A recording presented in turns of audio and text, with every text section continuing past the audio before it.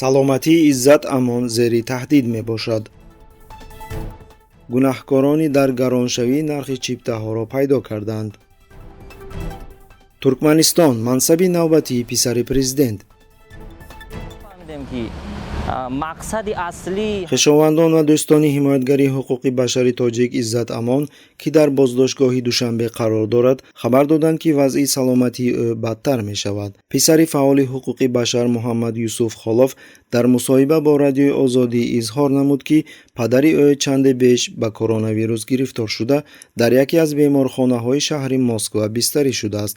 пас аз ҷавоб шудан ӯ ҳанӯз давраи барқароршавиро тай карда натавонист. қаблан 30 март Муҳаммад Юсуф Холов пас аз мулоқот бо падараш дар яке аз боздоштгоҳҳои муваққатии пойтахт ба хабарнигорон гуфт, ки намояндагони вазорати корҳои дохилии Тоҷикистон ваъда доданд, ки падари ӯро пас аз ҷуброни зарари моддии гӯё ба онҳо расонида шуда раҳоӣ хоҳанд кард. аз он лаҳза зиёда аз 10 рӯз гузашт, ки Иззат Амон ҳанӯз дар боздоштгоҳ қарор дорад. ёдрас мекунем, ки аввалин паёмҳо дар бораи нопадид шудани Иззат Амон дар Москва рӯзи 25 март дар шабакаҳои иҷтимоӣ пайдо шуданд. рӯзи 26 март вазорати корҳои дохилии Тоҷикистон дар сомонаи худ нашр карданд, ки фаъоли ҳуқуқи башар бо иттиҳоми қаллобӣ мавриди ҷустуҷӯ қарор дорад. рӯзи 27 март маъмурони интизомии Тоҷикистон аз боздошти Иззат Амон дар фурудгоҳи Душанбе хабар доданд. ин боиси тӯфони хашм ва норозигӣ дар байни шаҳрвандони дар муҳоҷирати меҳнатӣ қарор дошта ва ҳам шаҳрвандони дохили кишвар гардид. мардум ба интишори паёмҳои видеоӣ шурӯъ карданд, ки фавран раҳоӣ кардани Иззат Амонро талаб мекарданд. дар посух режими Раҳмон дар шабакаҳои иҷтимоӣ як нав флешмоби интиқомиро бо паёмҳои видеоӣ аз ҷониби ашхоси шикояткунанда аз Иззат Амон ба ҷиноятҳои гуногун муттаҳам кард.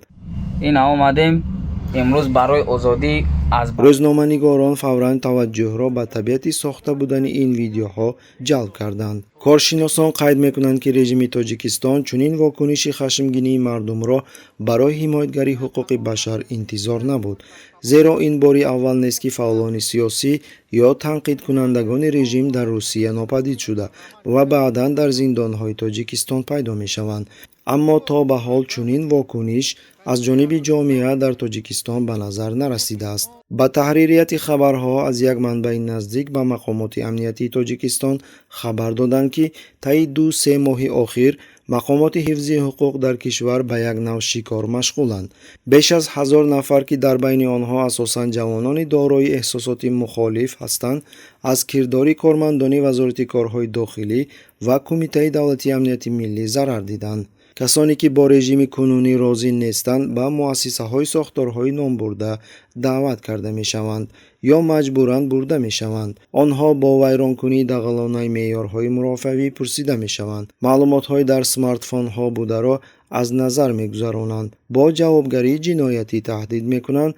дар баъзе ҳолатҳо латукӯб ва баъзан аз хишовандони дастгиршудагон бар ивази озодӣ пул меситонанд.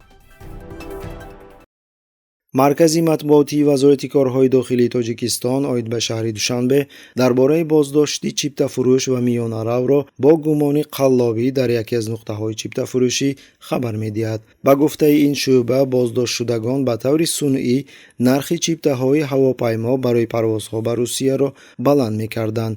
аз рӯи далели зикршуда, сокини 56-солаи шаҳри Ваҳдат Нуриддин Шарипов, ки қаблан суд шудааст, ва коркуни ширкати чиптафурӯшии ҳавопаймоии Зуртур Се Қодироваи 31-сола дастгир карда шуданд, гуфта шудааст дар хабар. кормандони мақомоти ҳифзи ҳуқуқ инчунин гуфтанд, ки бо роҳи сунъӣ гарон шудани нархи чиптаҳои ҳавопаймо боиси хашми шаҳрвандон шудааст. 7000 билет гирифтам, 8000 билет гирифтам. ягон одам намега. ёдрас мекунем, ки қаблан нархи парвозҳо ба Русия сокинони Тоҷикистонро ба хашм овардааст, ки дар навбати худ барои харидани чиптаҳо аз яке аз нуқтаҳои фурӯши чиптаҳои ҳавопаймоии пойтахт ҷамъ омада буданд. сарфи назар аз он, ки ҳукумати Тоҷикистон арзиши чиптаҳоро ба самти Москва расман эълон карданд ва ваъда доданд, ки нархҳо аз нархи муқарраршуда дар минтақа 4000-4500 сомонӣ зиёд нахоҳад шуд. касоне, ки барои харидани чипта навбатдорӣ мекарданд, хашму ғазаби худро аз нархи чиптаҳои ҳавопаймо ва аз ҳукумат ки бори дигар ба ваъдаи худ вафо накард изҳор намуданд. дар тоҷикистон барои касе пӯшида нест ки бозори нақлиёти ҳавоиро дар кишвар оилаи президент яъне духтараш Тахмина Раҳмон назорат мекунад. Радиои Озодӣ дар ин мавзӯъ таҳқиқоти журналистӣ нашр кардааст ки дар он тамоми далелҳо ҷамъ оварда шуданд ки духтари президент ва шавҳари ӯ Зарифбек Давлатов фурӯши чиптаҳои ҳавопаймо дар Тоҷикистонро тавассути агентии алоқаи ҳавоӣ ки ба онҳо тааллуқ дорад пурра назорат мекунанд, зеро танҳо ин ширкат дар кишвар ҳуқуқи фурӯши чиптаҳои ҳавопайморо дорад. 80 нафари аввалда очирада ҳама 80 нафарда мо ба ақидаи коршиносони дар маҳал буда боздоштшудагон танҳо зоғи сиёҳ ҳастанд, то ин ки хашми мардум аз оилаи президент дур карда шуда ба самти дигар равона шавад. 5000 بلیت فروشن 8000 نفروشنش در تا 13 تا 20 ماهی اپریل پالنی فروختگی 8000 سامانی فروختگی بلیت. дар ҷаласаи ҳайати вазирони Туркманистон президент Қурбонгулӣ Бердимуҳамедов тасмим гирифт ки муовини сарвазир Сердар Бердимуҳамедовро ҳамраиси сохторҳои байни ҳукумати туркмани русӣ ва туркмани ҷопонӣ аз ҷониби Туркманистон таъин гардад ва Мередовро аз ин мансаб озод намояд. хабар медиҳад агенти иттилоотии давлатии ТДХ. Минбаъд ин ҳамкориҳо бо Русия ва Ҷопон густариш дода шуда барои гузаронидани корҳои мушаххас ва самаранок мусоидат хоҳад кард, гуфт президент.